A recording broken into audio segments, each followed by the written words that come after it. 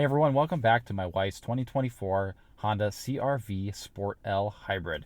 And in this video, I'm going to be giving you a shorter kind of video on what it's been like to own the past 10,977 miles. I did an update at 5,000 miles, and I'm going to do an update every 5,000 miles after that. So we're at 10,000. So without further ado, let's go ahead and get started. You guys already know what this thing looks like on the outside.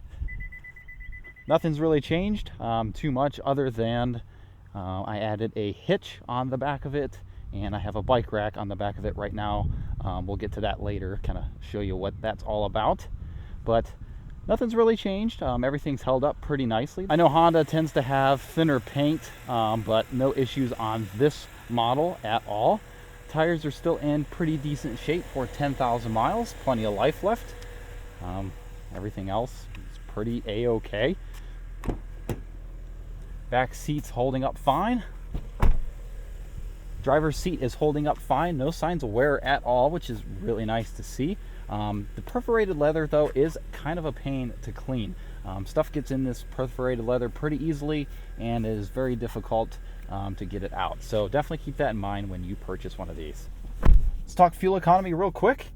Over the lifetime of the vehicle, we've been getting 36.7 mpg, which is excellent. In a previous video, I covered how to maximize mpg in a Honda CR-V, so go ahead and check that out if you're interested. My wife went on a 2-hour trip this weekend to see one of her friends, and in this tank, we've been getting 37 miles a gallon, and that has been perfect. I'm super happy with that. Hybrids tend to get lower mpg on the highway, and it's returning 37. I'm super happy with that. But as you can see, on my wife's normal commute to work, which is mostly highway, just low speed stuff though, 55, 60, not like 70, 75 like down to Columbus. But she's been returning darn near 40 miles a gallon. And this is spot on accurate when it's hand calculated. So no complaints with the fuel economy at all.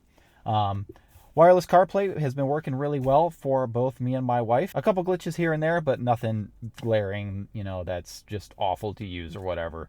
It works really well. However, this wireless charger down here is absolutely useless. The phone does slide off, and it doesn't really charge very well. So it's a great place to store your phone, I guess, but that's about it. Now, I put a hitch on the back of this car for that bike rack specifically. I don't plan on towing anything. But I wanted to show you guys something. When you put it in reverse,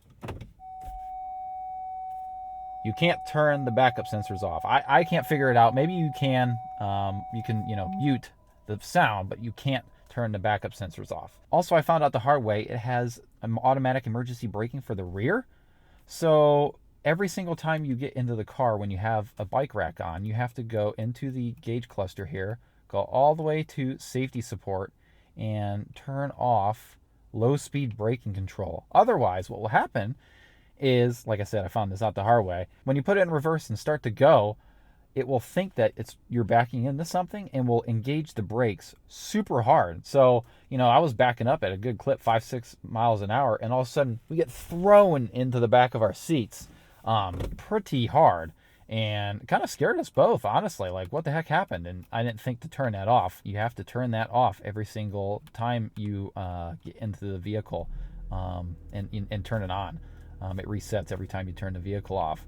So that's kind of a little bit of a bummer, to be completely transparent. I wish it would just stay off if I elect it to stay off permanently.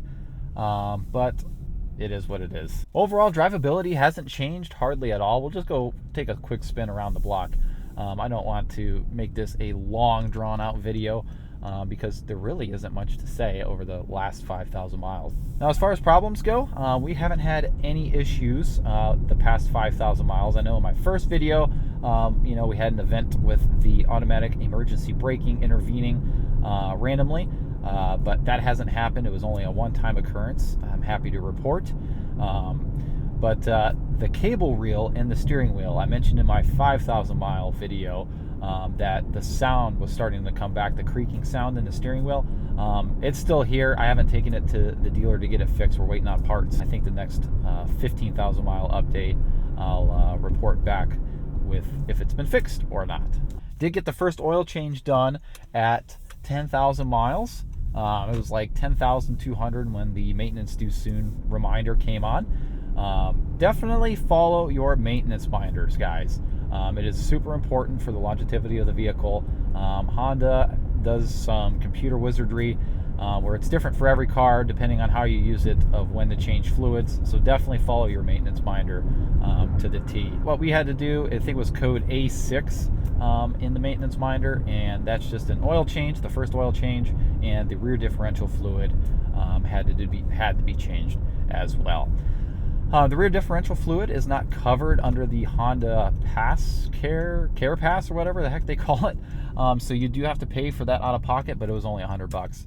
So it's not that big of a deal. When the maintenance binder comes on for that, definitely do that service because the factory oil has additives in it to help break in the metals back there, and get that drained and refilled with the proper oil until you need to do it again. I think around like 30,000 is when it comes on. The ride quality is great. The seats are still comfortable. The infotainment, everything still works really well. No creaks in the interior at all, actually. My Honda Civic, on the other hand, my 2024 Honda Civic, sounds like a rattle can. I'll get into that when I do the 5,000 mile update on that. I love how this thing drives still. Like I said in my other three videos maybe, it drives like an EV. It's just super smooth. I will say it is a little bit louder road noise than new, but that's just because the tires are, wearing down a little bit. Things are going to get a little bit louder as those tires age. I'm pretty content with how much power this thing has. We'll do a 0 to 60 at the next road, but no complaints here at all. You can merge onto the highway nicely. You can, pass people nicely. It's, an adequate amount of power. All right, let's flip it into sport mode here. Do a quick 0 to 60 from a dead stop. And floor it.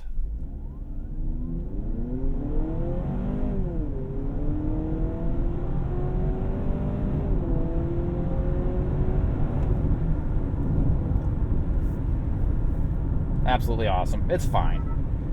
It's not super fast, but it's enough for the target demographic of this vehicle. They're not going to be wanting for more. I really like I can't believe I'm saying this, but I really like the fake shifting. It almost feels and sounds like a regular automatic.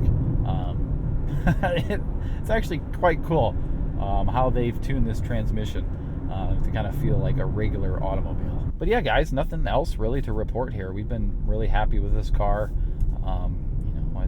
It's been good to us. Hope to have 400,000 miles on this one day, and hope to report the same thing as I've been doing the past couple of videos. Please be sure to follow me on Instagram at Paul's Place YT for some additional content behind the scenes. If you like the video, please make sure to like as well. It helps promote the video to others. If you liked it even more than that, please consider subscribing as well. I try to do car videos weekly. I still have a 9-to-5 job, so I try to do this when I can. It's one of my hobbies. So definitely consider subscribing if you're into car reviews or just want to see my journey with my Honda CR-V and my Honda Civic. But yeah, guys, nothing really more to say here other than it's been worth every single penny. So we'll go ahead and see you in the next video. Take care, everybody.